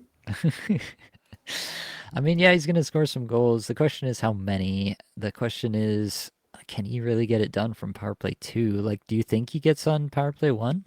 I think at some point he will, but it's yeah, we don't know. We can't say we know because we don't. But he is, I mean, pretty damn elite over there. And yeah, it's just we've talked about this in our projection show. If they're putting Patrick Laine out there, that means Cole Caulfield's role on the power play is different and not as effective, right? He has to do something a little bit different. And I'm not sure they want to do that, right? Caulfield is a staple on this team, and Laine is kind of playing out his insanely expensive contract, right? So, but that said, I think Laine is a better choice there, and they're going to score more goals with Laine there. But will they do it? I kind of find it hard to believe. But that second power play could cook as well. It could. It definitely could happen. I don't know if I'm going there myself. At this point in time, I'm really just looking for guys in good deployment spots. I think for me, I'm going to take a ride with Dmitry Voronkov at this point. I think he is most likely going to get that look on the top line there. Once again, with Monahan and Marchenko. That obviously worked pretty well last year. And so it's hard to get too mad about it. I don't know. What do you think of Voronkov? I've been like pretty worried about him because it did end pretty poorly last year for him. But I think like the fact that they went right back to him this year tells me that at least they're going to let him have a fully honest shot at staying on the top line. Yep. I mean, he reminds me of Protas, honestly, but he gets more scoring chances. So I like that. And he's on a more efficient line. We know that. So yeah, it's a great swing. And he saw time on the power play where Protas didn't. So I think it's a nice swing here.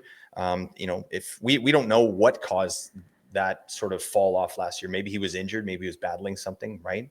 But yeah, like you said, they're putting him back on top line there. And that line is really good. And they know what they're doing. So I like the player. I think the scoring chances are going to be there at the very least. I hope so at this point. I've attached myself to the man. I hope that it works out swimmingly for all involved. At this point, like when Malkin is going off, when Tyson Forster, who hasn't even been on the top power play, third line is going off, another pick that, like, honestly, earlier in the year, I was pretty into him because he did kind of end last year on power play one. Seemed like Mhm. the organization was kind of into him, but Tuch came in there and has switched things up, which is nice for Zegras. We like that for Zegras, but Forster has been on the outs as a result. Yep. So we got to adjust there. And so I'm not drafting Forster. I still think the player has some potential. I just don't. He's got to be on power play one, in my opinion. He is like just that classic setup and one time it kind of dude. So if that's not there for him, I don't think you're really getting much out of him. I don't know what I'm gonna do at this point. Last two rounds, could definitely go a bunch of different ways. Could continue to take some swings. There are still players like, I mean, Jason Zucker's out here. He's still a power play one player. Sean Couturier is a power play one player at this point. Yeah. Um, there's definitely some guys still kicking around. Oliver Bjorkstrand's still sitting out here. He's been on that top power play. And I yeah, think we're gonna roll with that. Like, yeah. and The if problem, Hegel is injured, like, yeah, what? Who else is taking those minutes? right? The problem is that he's been on the third line, Yep. which has been the tough part to stomach actually rostering Bjorkstrand. I don't know if that lasts all season long or anything, but you at least have to kind of think about what that might look like. Same goes for Braden Shen. Shen has been on the top power play in place of Dylan Holloway, actually, which was not something that was on my bingo card. But it's been Pia Suter who's been centering Kyrou and Holloway at even strength, and Shen has been down to the third line. And so that obviously kind of takes away his potential a little bit, at least. Whereas you might be pretty excited about him if he was centering those two and on the top power play. Right. It's back to me here, and I think this is probably, we saw Warren Fogle go off, and I think this is where, for me, I'm going to go and get Trevor Moore, picking Yay. him up everywhere. Just get those off nights, do the thing, live to fight another day. That's pretty much it. Um, Wrapping it up here, Blake. You got any big plans for your last couple of picks? Nothing that's super exciting, right? Like I'm looking at schedule stuff now, but I'm not even seeing anything that I love there.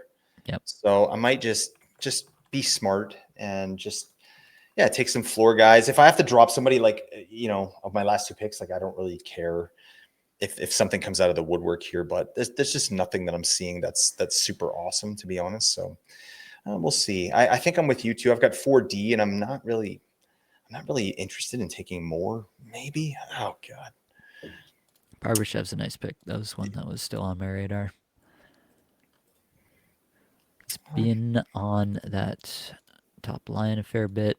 They really seem to like him Yep. with Jack Eichel up there. Yep. And if it's him with Eichel and Marner, like that's like akin to the Nye spot from last year, right? And the Yeah. guy who does hit as well, so you could see some sort of similar fantasy outcome, I could imagine.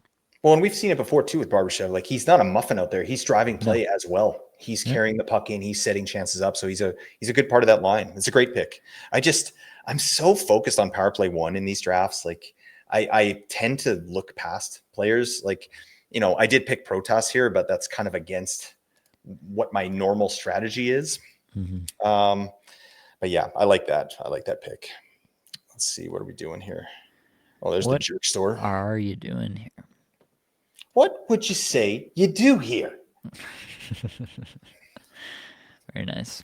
Um, I was thinking that this would be a spot for a guy like Philip Hedel, but he has not been on the top power play. It's been Evander Kane up ooh, there. Oh, wow. As I there you said, go. Look already. at you, buddy. You know what? Let's have some fun. Let's have a good time. Bang! We're getting beef for Sherwood in here. Get him in your life. I'm fine with that. Oh God. I don't even know, man. This is painful. This does not look good. What can I do? Just making one for the memes and then has no backup plan. I love it. Okay. I got a plan. I got a little bit of a plan here. Okay. I got something. All right. Got a little something. Mackie Samoskevich. I don't know. I feel fine about that. I guess. I mean, whatever.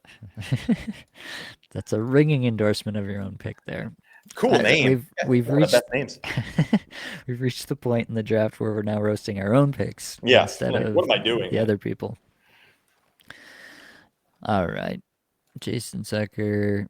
It's a good pick at this stage. I don't really like anything that's out there at all. Oh, I know what I'm gonna do. Oh, here we go. Oh, I've got a snipe show fun coming one. at you. A little fun one for you to close it out. A Funyun. A Funyun.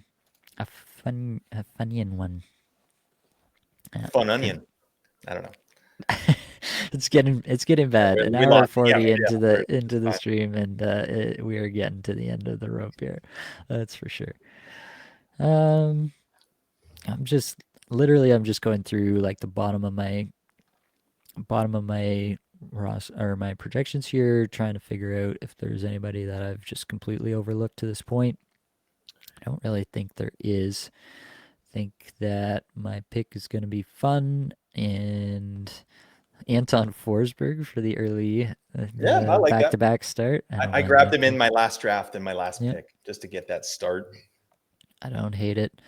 For myself, I'm going to get the one game out of one Mr. Really Koivunen playing on the top line in Russ' absence alongside Crosby and Raquel. Probably on the top power play. I don't think we got power play lines yet, but yeah, I'll take Koivunen for one game and see how it goes. Beefy projection for him. I feel kind of bad about it. I should go back in and take a look at this. Like, I kind of projected for 48 points. Huh? I might have to adjust that before we get into our projections episodes. All right, I need to kind of grease the wheels here a little bit, make myself. Babsy wants to know what's an Ullmark draft. So all of the tiers for the APL were named after tremendous 0G goalie seasons. So tier 1 was when Linus Ullmark came out of the woodwork to deliver fantasy championships to a whole bunch of managers. And yeah, if you go through all of the tiers, we've got just a bunch of different, like we have in tier 2, it's Blackwood from last year. In tier 4, we have guys like Georgiev when he came out of nowhere that year in Colorado. People were like, I don't think I can trust this guy. And then he just got insane volume on a great team, and he was pretty good that first year and then fell to pieces the second year. We've got Stuart Skinner from that year when he was good. We've got the Joey Decord when he came out of the woodwork. Ukko-Pekka Luukkonen won some championships that one year. Jack Campbell, anybody remember that back in 2021? I love it. That was a great one. Definitely lots of goaltenders that I have some fond associations with just for their ability to be a literal no one in September and be the guy you had to have to win your league. So that is how we came up with all the names. Well, Blake, we have reached the end of our drafts here. We have 2 more picks. Sideshow really agonizing over the last pick. There goes Bobby McMahon, made the right Chris decision. Letang. There we go. And the thing is done. So I think we can take a second and we can look at the teams here. Would you like to go first or second, Blake? Just in like talking about my own team. Yeah, I can go first. all right. I like it. I don't know. This is better than I thought I was going to get out of here because I really don't like the one spot, and I've been getting it so much this season here. So I'm surprised at some of the, like, first off, I feel like I have a lot of flexibility. I have a ton of like dual eligible, triple eligible players. So I'm really happy about that. The defense, like I was expecting to totally fade defense, and I'm kind of happy with who I got. I got Fox, Hughes, Heiskanen, and Gostisbehere. Like all power play one, or potential power play one forwards, defense, with decent floors. And I got a couple of my favorites, like Josh Norris. I love that. Kent Johnson is another player. I got Marty Necas, I think at pretty reasonable value. It's just, I think if I'm looking at my picks, Sam Reinhart is one where maybe that's going to bite me a little bit, or maybe not going a little like thinking a little bit bigger, thinking a little higher with some of the picks. Like, you know, even Boldy or Miller would have been kind of a nice pick there. I was looking at JT Miller. You know, full disclosure, I forgot about the third round reversal. And so I was going to do, like you even mentioned, you're like, oh, you got a couple picks coming up. I was like, yeah, I do. I'm like, I'll get Sam Reinhart and JT Miller. And then I was like, oh, right. Okay. Yep. Don't have that anymore. So that's fine. But yeah, I feel like, you know, similar to yourself, the floor is strong. And I like my goaltending as well. Like Sorokin and Demko, I got two, like, you know, I don't care about a 50-50 split, honestly. Like I got Sorokin as my main guy. And if Demko splits with Lankinen, like that's fine. I don't care, right? Like we don't have a goalie minimum here. So I feel like when he's in the net, he's going to give me good starts. I don't know. What do you think about my team? I like the team. I like these first 4 rounds feel pretty good to me. Nature's at 312 feels pretty strong. Fox, I think you had to take because this is where all those defensemen were going to go off regardless. So if you wanted a defenseman there, you had to take him there. Suzuki is a little high for me. There's still some other guys I like a little bit better in this range. But Fiala, I like that pick there. Tom Wilson was at the top of my board at this point. Luke Hughes, the upside pick. I'm never going to be mad at taking that big swing. Heiskin, I think, was really good value. I was into Stamkos at that spot. You get your guys here, so planting your flag on those two, and I like to see that. Vander Kane was the guy I was looking at. I'm not huge on the Protos or Gostisbehere, but I see the vision. Mm-hmm. Yeah, overall, I think it's a strong team. It won't make the playoffs, but you'll be around it. Yeah, I'm just happy to be here. You know what I mean? That feels good. I just want to be in the presence of fantasy greatness of this league right here. And so that's all I want to do. I'm just here for a good time, folks. Okay. All right. So yeah, for myself, I go Matthews, Robertson, Gensel, Morrissey, Hischier, Tuch, Kyrou, Matthew Tkachuk in the 8th, Thomas Hertl, Morgan Rielly, Vince Dunn, Will Smith, Ullmark, DeBrusk, Lehkonen, D'Angelo, Markstrom, Voronkov, Moore, and Koivunen as the first week streamers at the end. I feel pretty good about this. I think, yeah, a lot of it definitely hinges on my ability to manage my way out of not having an 8th round pick for the majority of the season. Yep. I'm have too much belief in myself, but I think I can do it. I think I can put myself in a spot to be in the playoff hunt at the very least by the time that Tkachuk comes back, and then I think he can be a difference maker for me going into the playoffs and through the playoffs, and kind of elevate this team to where it might need to be to actually win the thing. So I thought that, in a draft where I'm not going to get the values falling to me that I might get in a lot of other drafts that I'm in, I thought this was a draft where I needed to find, that kind of thing to differentiate myself. And I felt like I was kind of able to execute that with the pick there. I really like the floor that I built for myself through the first 6 picks here. I think Matthews, Robertson, Gensel might be one of my favorite starts that I've ever had in recent memory. Yeah, that just feels phenomenal to start off my first 3 picks. I don't see a way in which that loses me, my shot at the playoffs at the very least. Morrissey, floor pick. Hischier, floor pick. Tuch, floor pick. Kyrou, like, if he gets better deployment at any point, I think he should smash this spot where I got him. And if he doesn't, then he should be right around here. So feels like a decent spot to just bet on a player with talent. Talk about that a lot. Talk about that, like Michkov going at the 6. I was talking about potentially taking him in the 6th round. Michkov, like, his projection is worse than Kyrou, but there is like a pretty obvious ceiling case. So you are kind of building that into where you're taking these players. Tomas Hertl, Rielly, Dunn, getting my hype pick with Will Smith there in the 12th. Get the Ullmark in the 13th.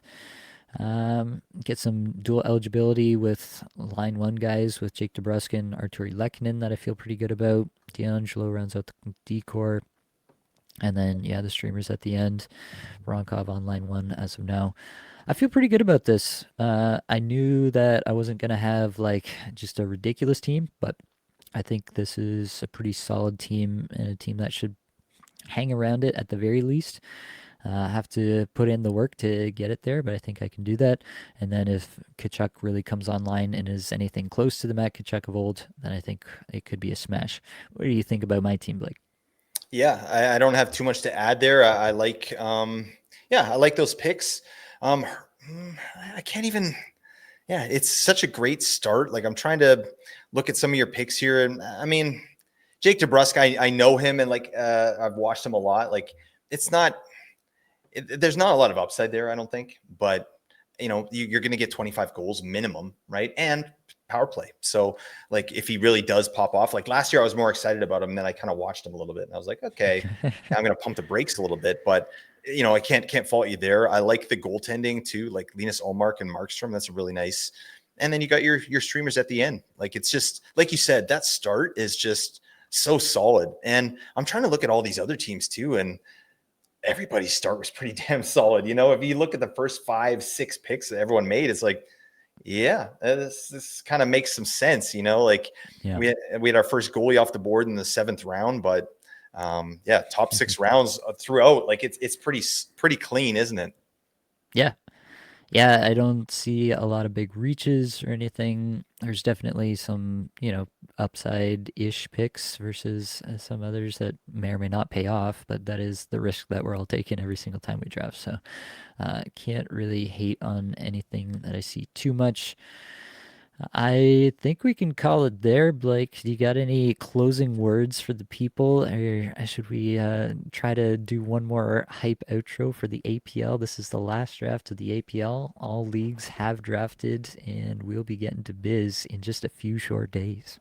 Folks, we appreciate you. We see you out here in these fantasy hockey streets. Stick with us this year. We're doing our regularly scheduled content starting next week when the season starts. Oh my God. You like winning, don't you? Well, you better listen to the Apples Ginos Fantasy Hockey Podcast, because that's what we're going to help you do. All right. We're here to get the biz, and we're happy to do it. Nate and I were just big fans of fantasy hockey. And yeah, I'm rambling now, but yeah, we really appreciate you. Thanks for checking us out. Thanks for all your interest in the APL. This is going to be an awesome year. I'm so excited.